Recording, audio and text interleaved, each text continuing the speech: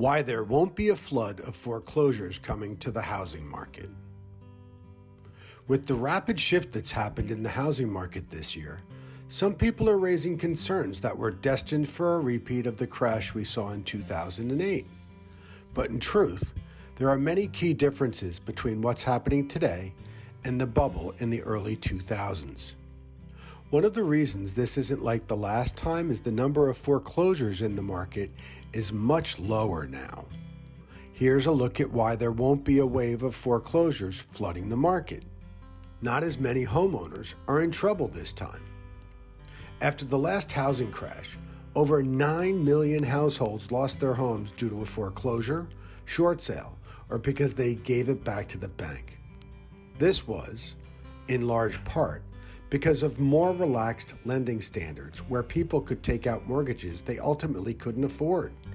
Those lending practices led to a wave of distressed properties, which made their way into the market and caused home values to plummet.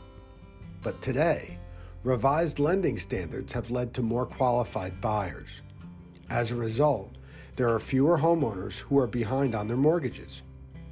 For the second quarter in a row, the mortgage delinquency rate fell to its lowest level since MBA's survey began in 1979, declining to 3.45%. Foreclosure starts and loans in the process of foreclosure also dropped in the third quarter to levels further below their historical averages. There have been fewer foreclosures over the last 2 years.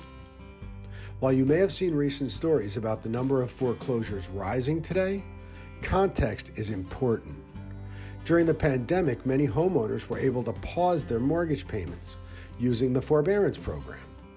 The program gave homeowners facing difficulties extra time to get their finances in order and, in many cases, work out a plan with their lender.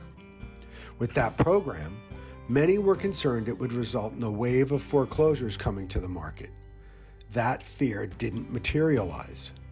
Data from the New York Fed shows there are still fewer foreclosures happening today than before the pandemic. That means, while there are more foreclosures now compared to last year, when foreclosures were paused, the number is still well below what the housing market has seen in a more typical year, like 2017 through 2019.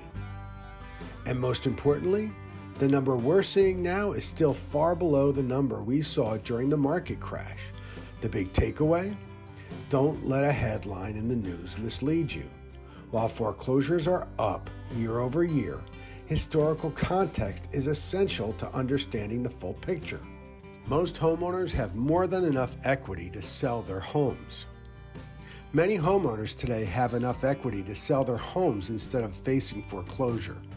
Due to rapidly rising home prices over the last 2 years, the average homeowner has gained record amounts of equity in their home.